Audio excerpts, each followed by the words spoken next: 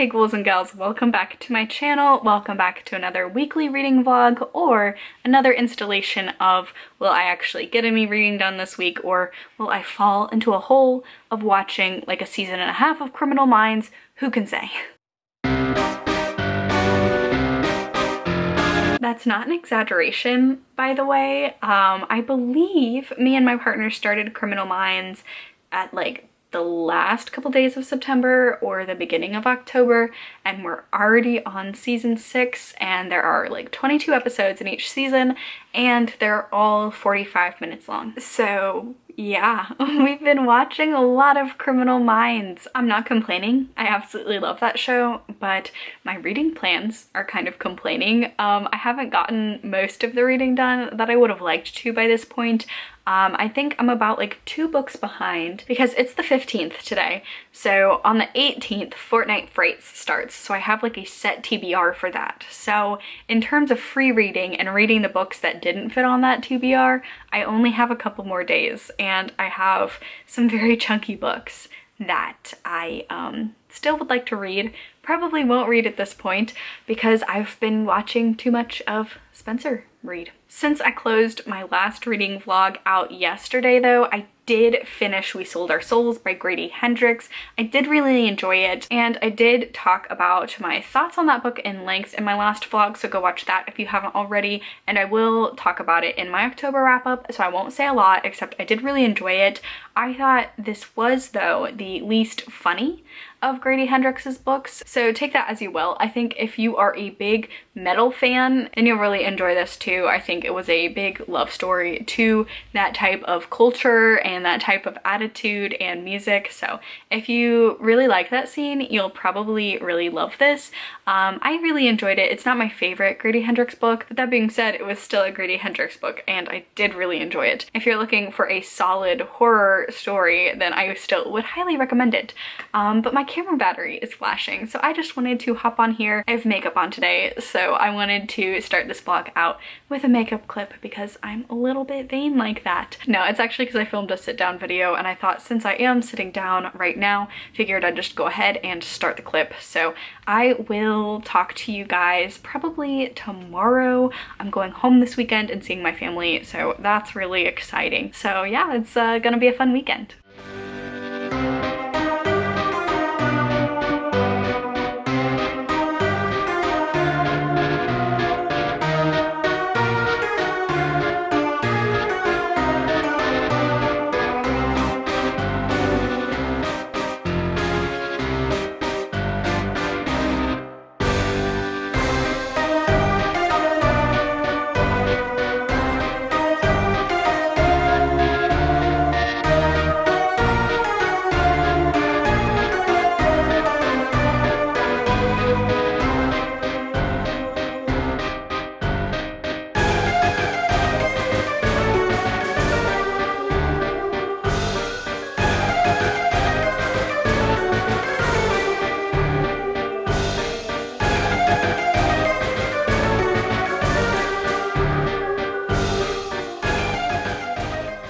So it is Monday, October 19th, and that means that Fortnite Frights readathon has officially started. And so that means that I'm officially running a little bit behind on my reading goals for this month.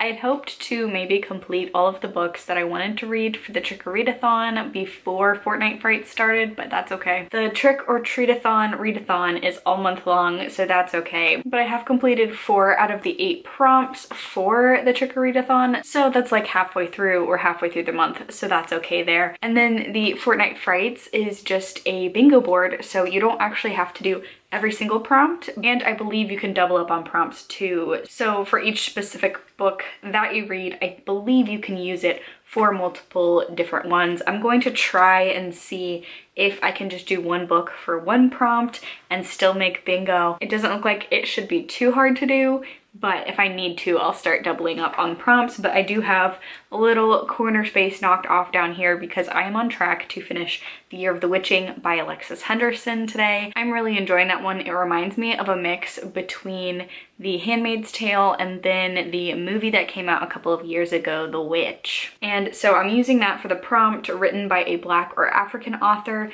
It also could fit for a couple of other different prompts for this one. So if you're participating in the Fortnite Frights readathon, that's definitely a good one to read. It's a group book, and I'm going to be trying to catch the live show that Fortnite Frights has with Alexis Henderson, I believe, so that's really cool. But it works for a lot of these. So it works for a dark fantasy, it works for a gothic novel by a person of color. So it was definitely like a good group choice to do.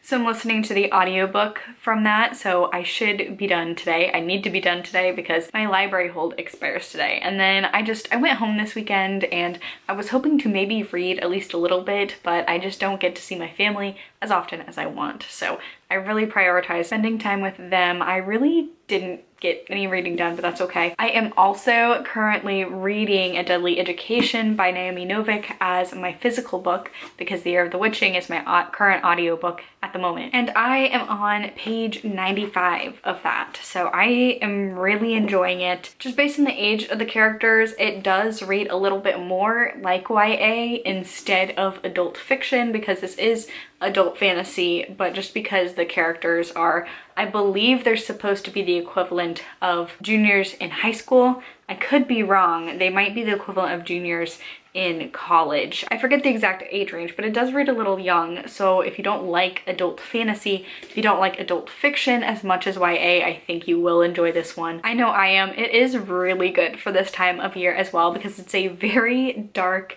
magical school setting, which is just perfect for the fall. And I'm really enjoying it so far. It's about a magical school called the Scholomance, and every single kid with magical abilities goes there to hone their abilities because the world is too dangerous of a place for them to live without this school. But this school is also a very dangerous place to be. So you have things attacking you at all times. You never really feel safe in the school, but it's really your only option to survive until adulthood is to attend this school and learn how to hone your magic. Our main protagonist, Elle, has the ability, she is supposed to be like one of the most powerful dark maleficers.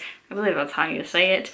But like basically the most, like a really dark, evil magic user.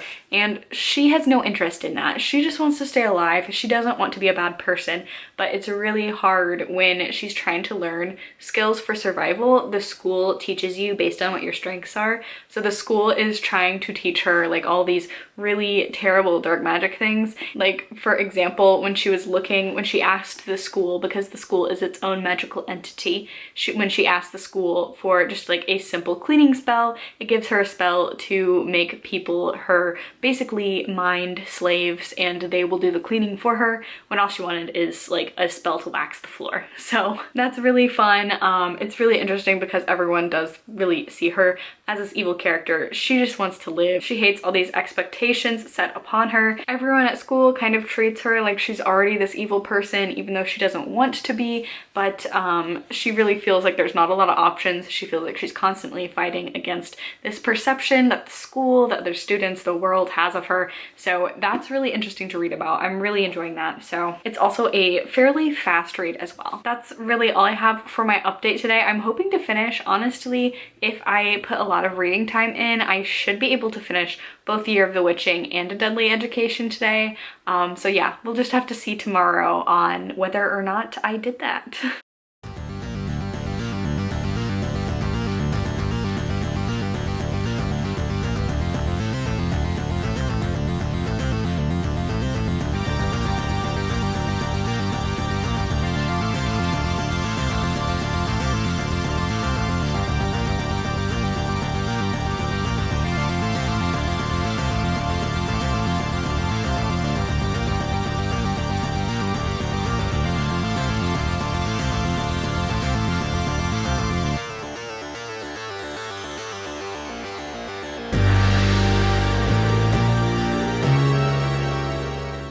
Happy Tuesday. It is my day off. It has been the most wonderful couple of hours. Yesterday after work, we finally started The Haunting of Bly Manor, which I'm absolutely obsessed with already. I've only seen the first episode, but I'm really looking forward to watching more of that, probably later on today. We had the perfect autumnal evening. It was raining. It was a dark and stormy night, which was perfect for watching that TV series.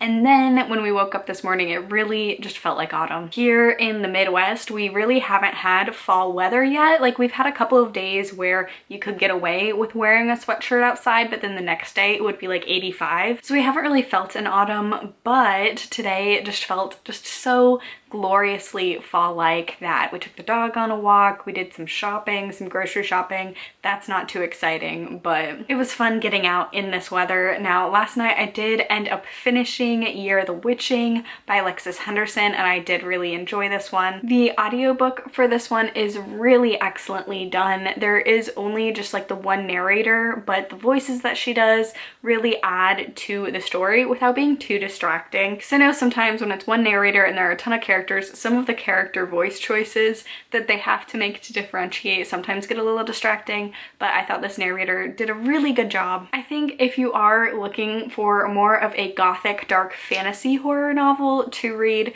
during the autumn, I think this is a really good example of that. There were some chilling descriptions and there are like kind of horrific things being done here, but the way that it was written and just the way the plot progressed, it's very gothic in tone, and it's almost like a dark fantasy sort of horror, but it is horror. I've seen a lot of people saying that it's not horror because it's not scary, but I mean, horror as a genre, like, that's not a caveat. So I will say, if you've read Mexican Gothic and you didn't like it, you probably wouldn't like this one. And I use that as a comparison, not because they're anything really similar, but they both draw upon more of a Gothic story structure. And the pacing is very slow, and it's definitely not going to be for anyone. I don't mind slow books, but if you don't, I don't think you'll enjoy this one very much. It's very, very slow. The middle, actually, I felt for this one was the most fast-paced and the most like a traditional fantasy novel almost.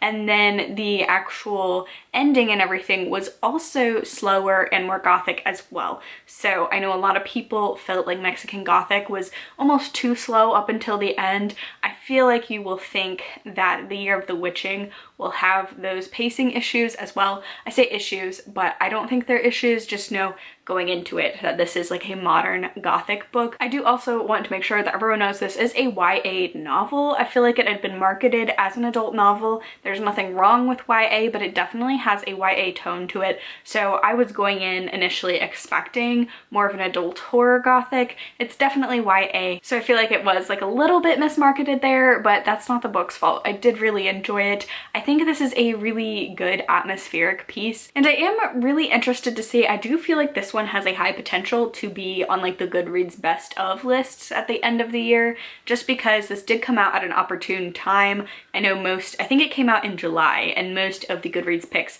tend to be ones that have already come out. It doesn't really tend to be like recent releases, obviously, since it's in November. How are you supposed to vote on recent releases when they've just come out? But I think this one, depending on whether or not they labeled it as YA or adult, I could see it being in either like the fantasy or even the horror genre. I feel like the horror genre I'm very excited for this year in terms of the Goodreads Reading Challenge, to see all of the books that are up for that, because I really think with the popularity of horror as a genre this year and how more people are reading horror, I really do think that there's an opportunity this year for someone to get the best of horror that's not Stephen King. No offense to Stephen King, I'm wearing my It sweatshirt. I love the guy, but his last couple of books have not been horror, and then they win the horror category, which is kind of shitty.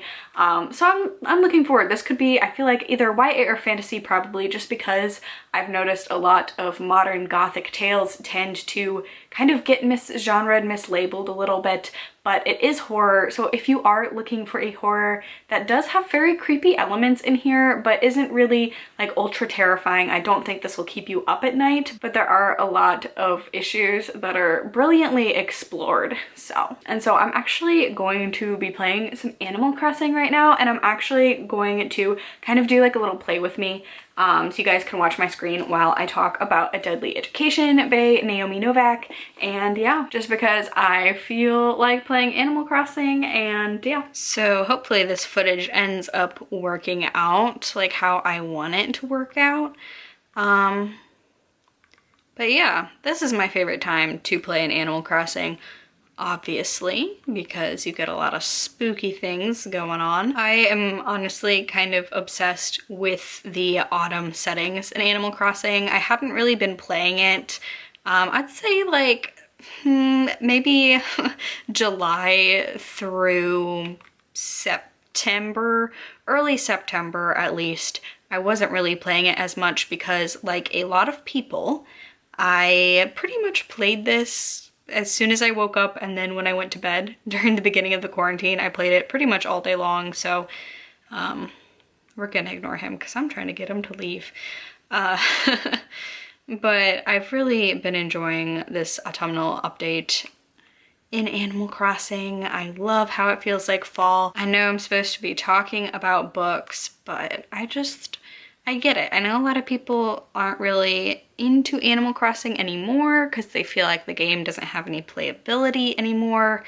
I'd like to argue that it definitely wasn't meant to be played during a quarantine. So, you know, I feel like if the world was still going on at the beginning of March and people had work and school and all of that, that a lot of people wouldn't have gotten as burnt out as fast as they did with this game.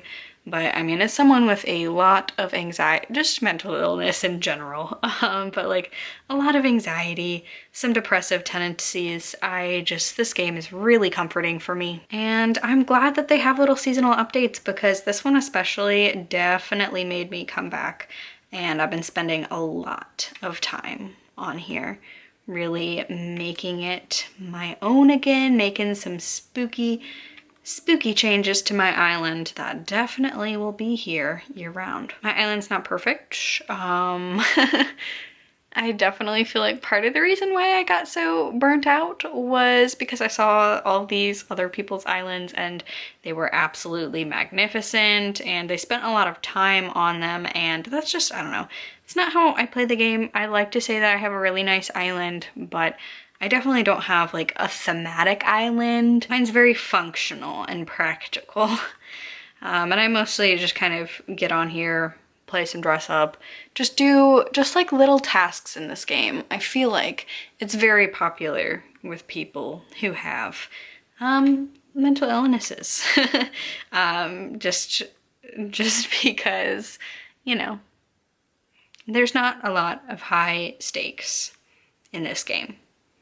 You get stung by bees sometimes, and that's pretty much the worst thing that can happen to you in this game. Not gonna talk to Punchy either, because I've been trying to get him to leave for months now. So yeah, enough with my little spiel about Animal Crossing, but so A Deadly Education by Naomi Novik. I'm really enjoying it. I will be very honest, I don't actually go on social media other than YouTube and sometimes Instagram. That's been something I've been very intentional about, is just not going on social media. It's just not a fun time. I think there is a difference between staying involved and, you know, staying, not involved, but staying informed, I guess, with a bunch of news. I mean, I just feel like everywhere you turn this year, especially, there's just something bad going on in the news. You definitely have to keep informed, but I deleted my Twitter. I didn't delete my Twitter, I still have my account, but I have not been on Twitter since probably June. And I immediately noticed that my mental health has been so much better since I've done that. So I also so I deleted Facebook off of my phone as well. I still have my Facebook. I don't use it though. But I don't really go on Facebook or Twitter anymore. Instagram, I will limit myself to checking it once a day, just to check in on my friends. And I just definitely feel like Instagram, it's a lot more easier to have a curated space to, I just feel like it's more hopeful on Instagram. I feel like, especially with bad things that are happening, there's more direction on how to get involved, or I don't know. So Instagram's not too bad for me, but I definitely don't try and go on it more than once a day. If that, even. I'm trying to make it more like once every other day, or even less than that. And then I go on YouTube, and that's pretty much it. So I had really no idea. Oh shit. See, that's the worst thing that can happen to you in this game. So I had really no idea about like the controversy with A Deadly Education. And I guess I'm talking about it now, but I just kind of want to make that a catch-all for my channel. If there's ever like, especially like booktube drama, not just book drama, but like booktube specific drama, I'm probably not gonna know about it if it's just on Twitter, because I don't like Twitter. But I have heard that there's a pretty insensitive comment made towards dreadlocks and stereotyping of dreadlocks in the first editions of this book. Naomi Novik apologized for them, and it's gonna be taken out in the next book. And so that's good enough for me. It seems genuine. It just kind of seemed not out of a place of malice from what I've seen, and definitely not trying to be like the person who like, oh, but my friend, I know someone who is of this protected class or whatever, and they said it wasn't an issue, so it's not. But just kind of reading some own voices, reviews, and discussions on that, I'm definitely glad it's being taken out. I still am going to be reading it. I think a well-intentioned mistake, not well-intentioned, but just like a mistake is a mistake. So I get it, I really do. I'm still gonna be reading the book. I totally get if other people don't want to read the book because of that. I just felt weird talking about the book and not mentioning that. So yeah, hey Flick. Other than that, I am enjoying this. It does read, I would agree, a lot of people were saying it felt more YA than adult, even though it was marketed as an adult, and they are in a school setting, so I don't believe they're college aged. I think they might be high school aged, and it definitely reads just a little bit easier than some adult. I don't know, it feels like YA, which is fine. It's very fast-paced, and I can't tell if that's because it is fast-paced or because every other book that I've read this month has been incredibly slow-paced. I've read a lot of gothic literature this month and just have picked out a lot of like huge books too as well. Like I'm reading an Anne Rice book at the moment, and it's just, I'm not used to such a fast-paced book. A lot of stuff is happening really, really fast. I'm enjoying it. But I don't know, I guess I was expecting it to be a little bit bigger too, I'm not gonna lie. But I'm really enjoying it, so that's, yeah. I'm like halfway through. I feel like I kind of did like a good little explanation yesterday of the things that I really enjoyed about it, so that's pretty much gonna be it for this reading update. So I hope you enjoyed this kind of different form of update. I just felt like it would be a lot more entertaining than just kind of watching me hold up a book all the time for like 20 minutes. So there you have it. Really enjoying the books I'm reading, and this is probably going to be my only update for tonight, because after this I'm going to do some more reading, I'm going to make some dinner, probably watch some more Bly Manor. Yeah. And that's gonna be the reading update for me today. So there are my fingers. I don't know what I'm doing, but bye. I'll see you tomorrow.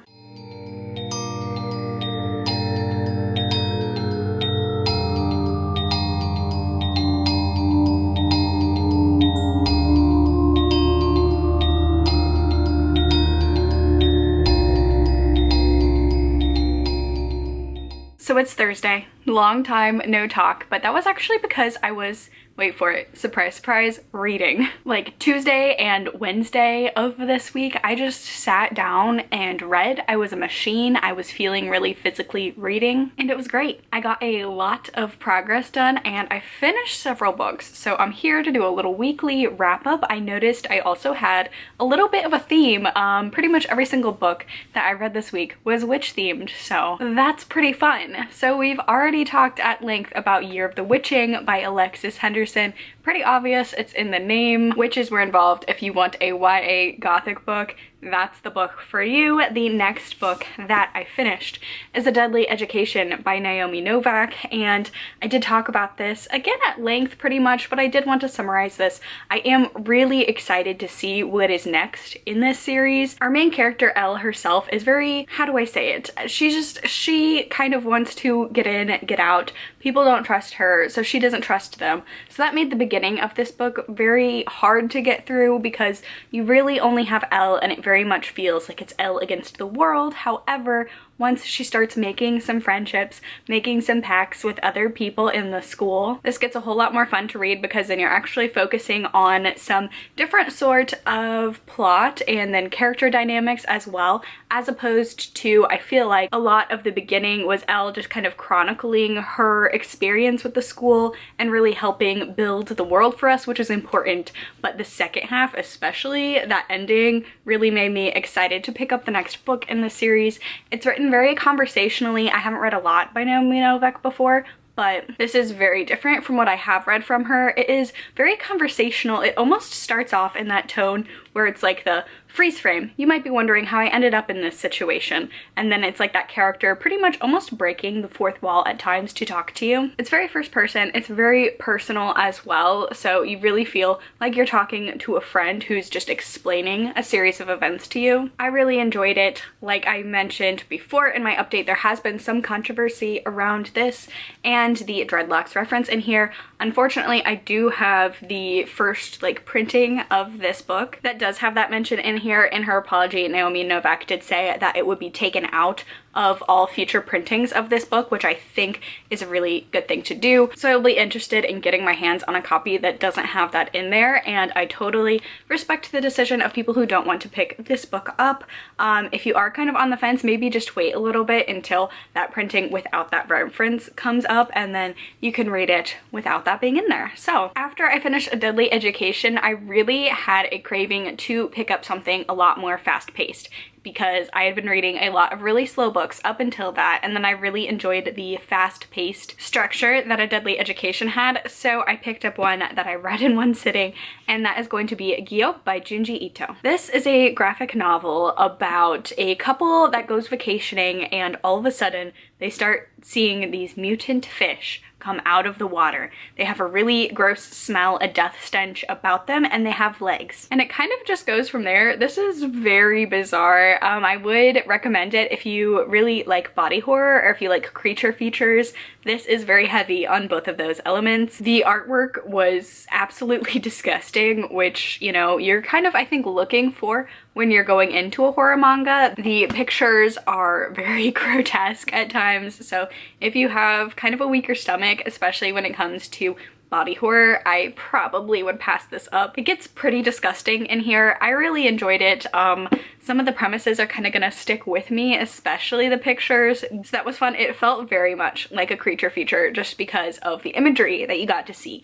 The ending, it felt like it wrapped up a little bit fast. It is a standalone, or this is rather the 2 volumes packed into one for the Black edition, but I thought it was a very enjoyable, if not bizarre, reading experience. And then the last book that I picked up this week, I am really excited to talk about because I haven't seen a lot of people talk about this one, and I think it is absolutely wonderful, and that is going to be The Scapegracers by Abigail Clarke. This cover is honestly one of my favorite covers of 2020. It's a little hard to see in camera light, but it's very like luminescent, and it's like blue and pink Foiling. So this is about a young woman named Sideways Pike. She's very much an outcast in her high school. She is an out lesbian, which definitely doesn't make her very popular in her little Midwest town. Unfortunately, that's still kind of prevalent in these smaller towns, and she's very outwardly alternative, and she is also a witch. She gets hired by a group of the most popular girls in school to perform a little